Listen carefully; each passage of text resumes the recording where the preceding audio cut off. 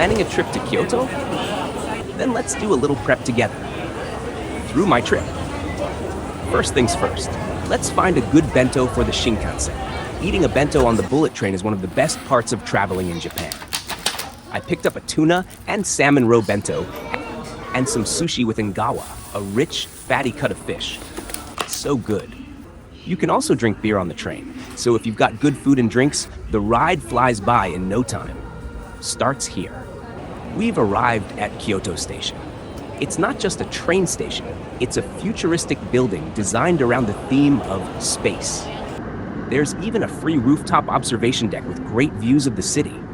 Just a heads up, Kyoto gets super hot and humid in summer because it's in a basin. Stay cool and hydrated. Across the street is Kyoto Tower, designed to look like a lighthouse guiding the city, since Kyoto has no ocean. And don't miss the projection mapping on the big staircase in the evening. It's a fun way to pass the time while waiting for your Shinkansen. Now we're at Fushimi Inari Taisha, one of the most iconic and visited shrines in all of Japan. It's just a short walk from Fushimi Inari Station, making access super easy. In fact, it's ranked #1 among foreign visitors' favorite spots in Japan.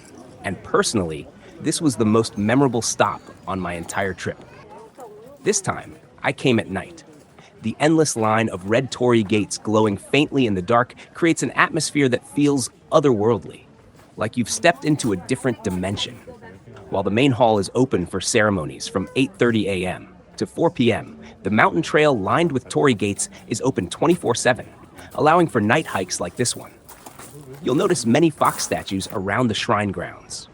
Foxes are considered messengers of the gods and are often shown holding rice stalks, scrolls, or sacred jewels in their mouths.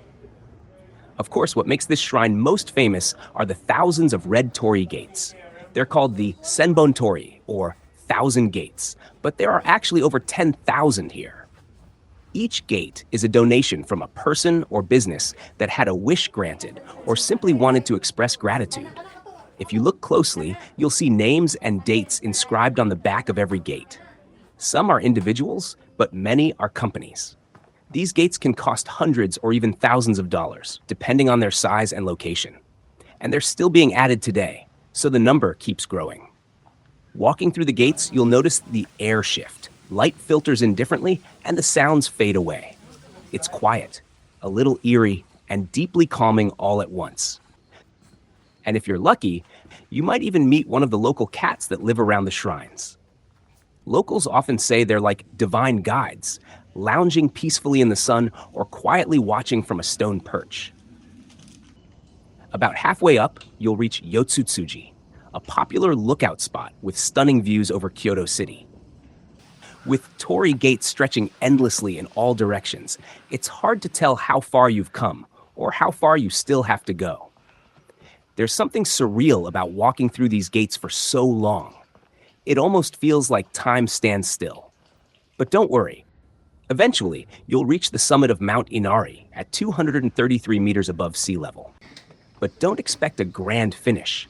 There's just a modest sign that says, "This is the summit." No need to ask the staff. Very Japanese. Quiet, humble, and respectful of the natural setting. Oh, and one more thing. Some people say they've walked for hours only to realize they've returned to the same shrine, or that they chose a new path but ended up in a familiar spot. It's as if the mountain itself plays gentle tricks on your sense of time and direction. But don't worry, when you're unsure of the way, one of those sacred cats might just guide you home.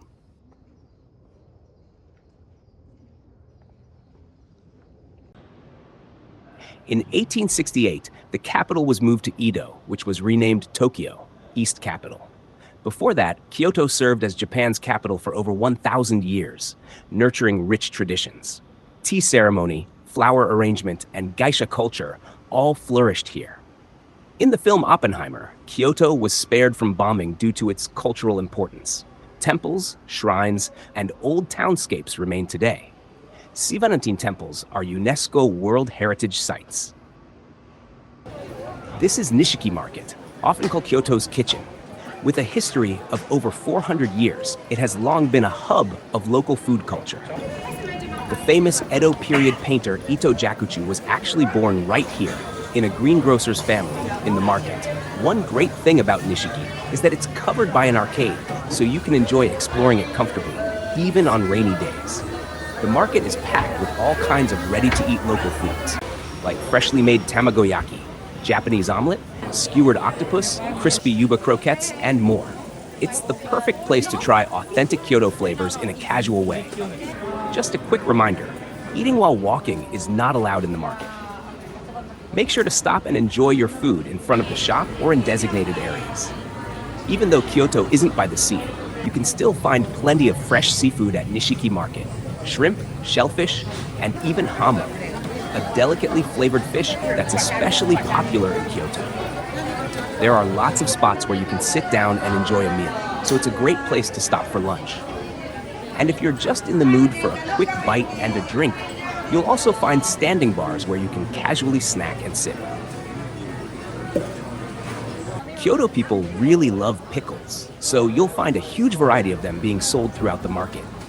Many shops offer free samples, so you can try different flavors before you buy. I picked up a few myself to take home.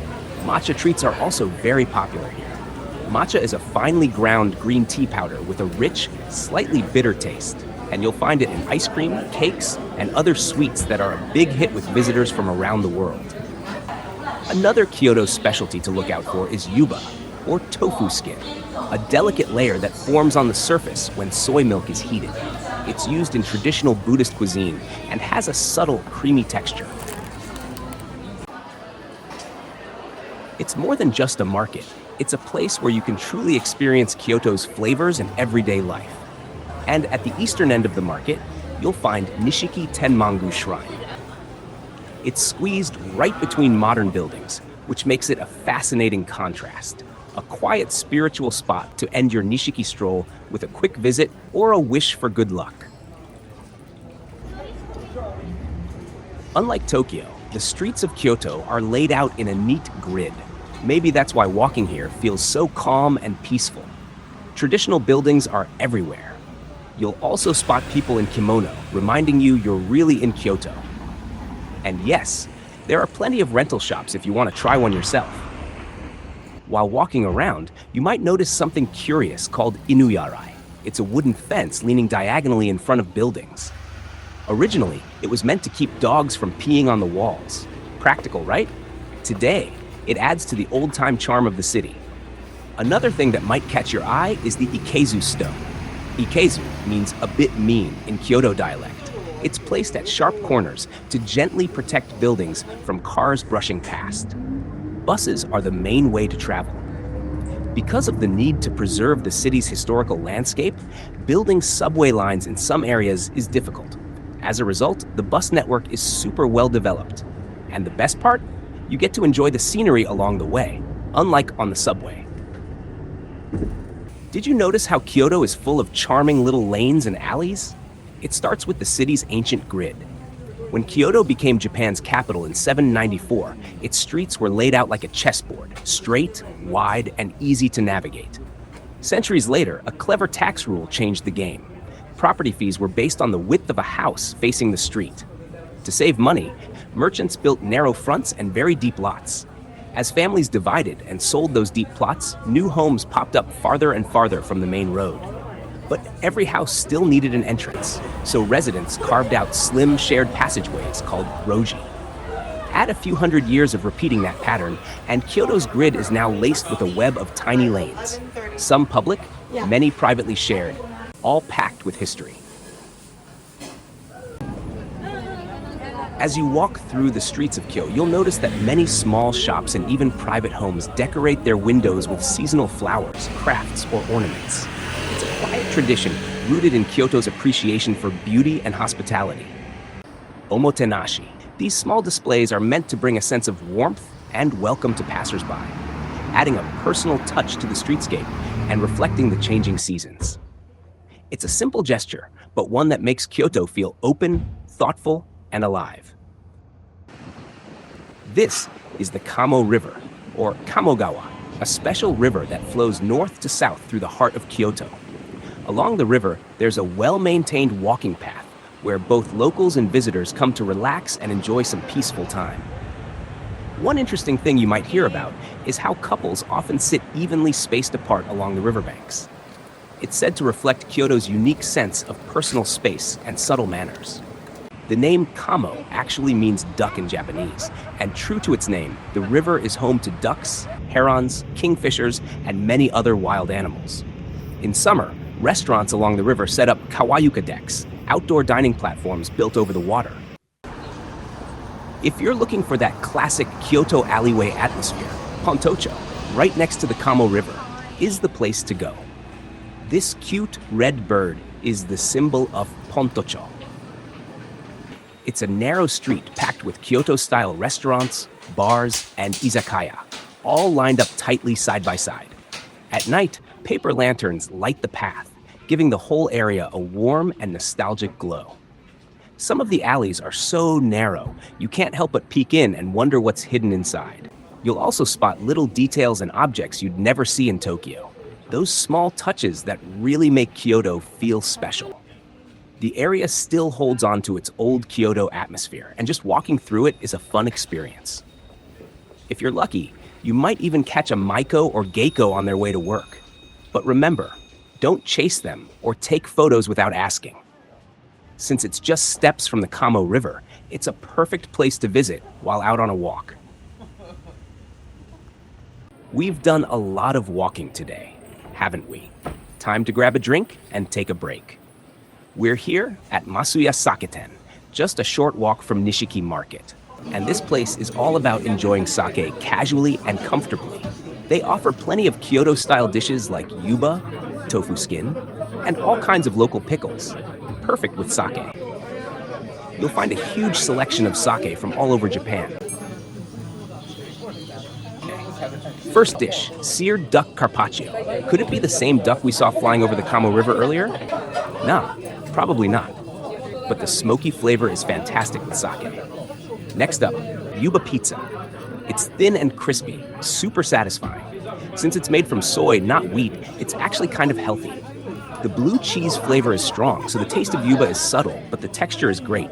Then we have grilled namafu, or raw wheat gluten, another Kyoto specialty. It's soft and chewy like mochi, but without the sticky texture. Very simple, very Kyoto. Now back to the sake. The staff will pour it for you with care. And yes, it might overflow a little into the saucer, but that's all part of the charm. You can pour it back in or sip from the saucer, no problem. They also leave the bottle on the table, so if you find one you like, take a photo and remember it for later. Oh look, there's a sake called Ghost. Cute label, right? Next we're having namero, finely chopped sashimi, mixed with seasonings and herbs. This is a perfect match with sake. So good. And now that we're getting full, how about something light? This one's a pate made with dried persimmons, walnuts, and cream cheese. It has a Western vibe, but using hoshigaki, dried persimmon, gives it a very Japanese twist. Apparently, Masuya has several branches with slightly different styles. If you like it here, why not check out the others too? Cheers, everyone. This is Kinkaku-ji, one of the most iconic landmarks in Kyoto. But did you know that Kinkaku-ji isn't actually its official name? Its formal name is Rokonji. It's not just the pavilion itself. The surrounding garden and natural scenery at Kinkaku-ji are also incredibly beautiful. You'll likely see many Japanese students visiting on school trips, as Kinkaku-ji is a popular destination for learning about Japan's history. The nickname Kinkaku-ji comes from the temple's most striking feature, a pavilion with its second and third floors completely covered in gold leaf. The original structure was built in 1397 by Shogun Ashikaga Yoshimitsu as his retirement villa. It's said that if the same building were constructed today, it would cost around 60 billion yen, a testament to how luxurious it was, even by today's standards. In 1950, however, the pavilion was tragically destroyed in a fire caused by arson. The current building is a faithful reconstruction, completed in 1955, and later underwent major restoration in 1987, including a full reapplication of gold leaf. In 1994, Kinkaku-ji was registered as a UNESCO World Heritage Site as part of the Historic Monuments of Ancient Kyoto. It was recognized for its architectural beauty, its harmonious garden design, and the spiritual presence of Zen Buddhism.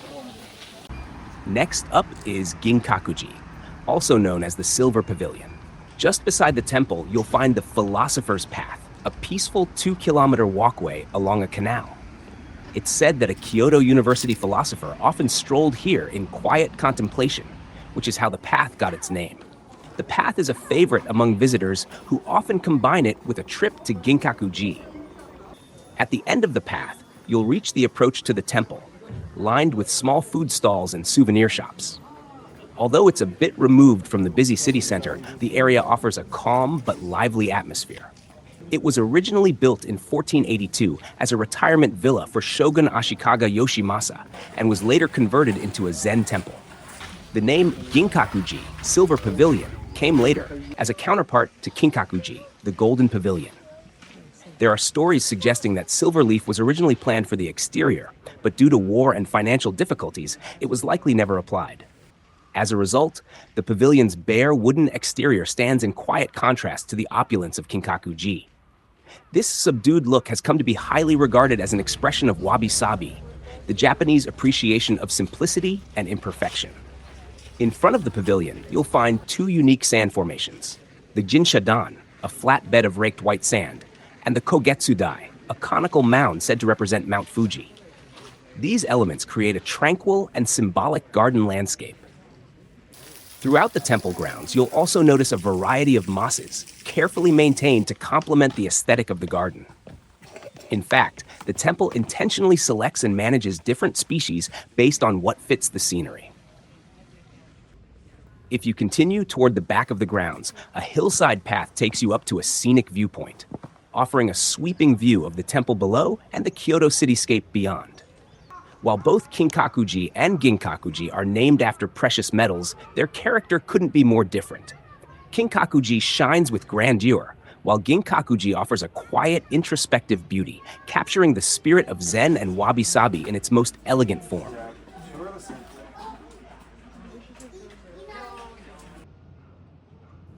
Tonight, let's stop by this cozy little place called Bonbori for a casual drink.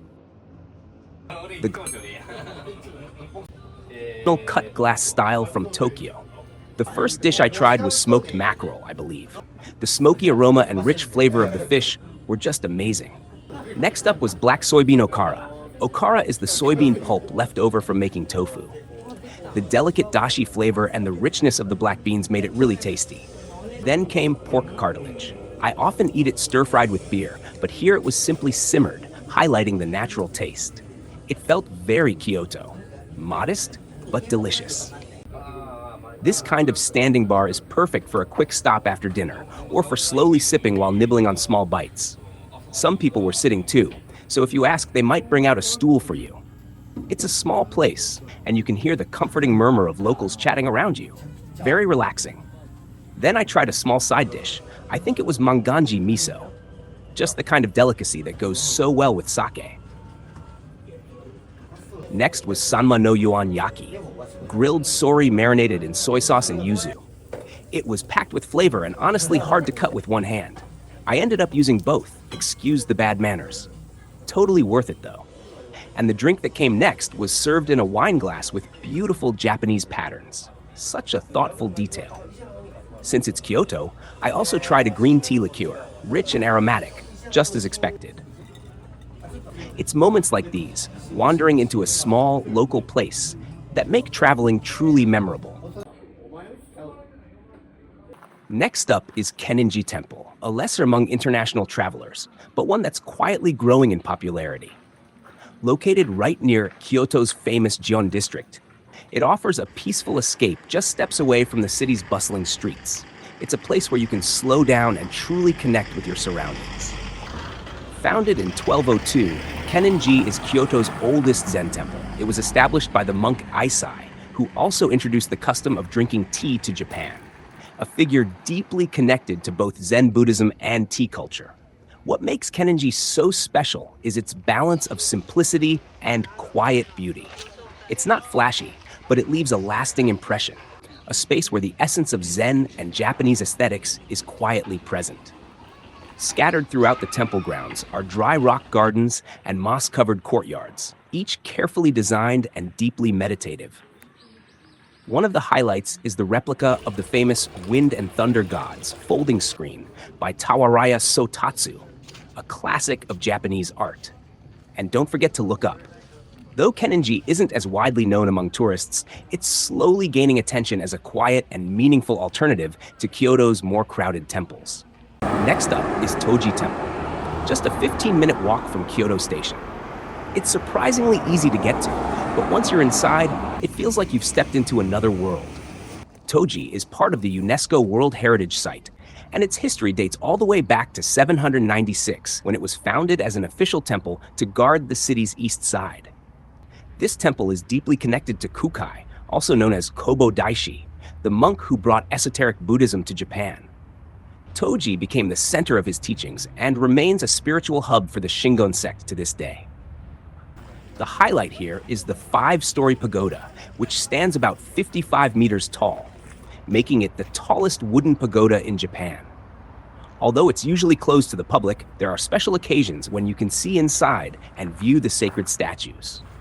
Inside the main hall, Kondo, and lecture hall, Kodo, you'll find an impressive display of 21 Buddhist statues arranged according to Kukai's teachings. The centerpiece is the 3-dimensional mandala centered around Dainichi Nyorai, a stunning, immersive experience that feels like walking through a cosmic vision of Buddhism. Every month on the 21st, the temple hosts the lively Kobo-ichi flea market with antiques, local crafts, and food stalls.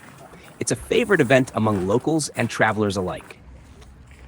And since it's so close to Kyoto Station, it's perfect for a quick visit before or after your Shinkansen ride.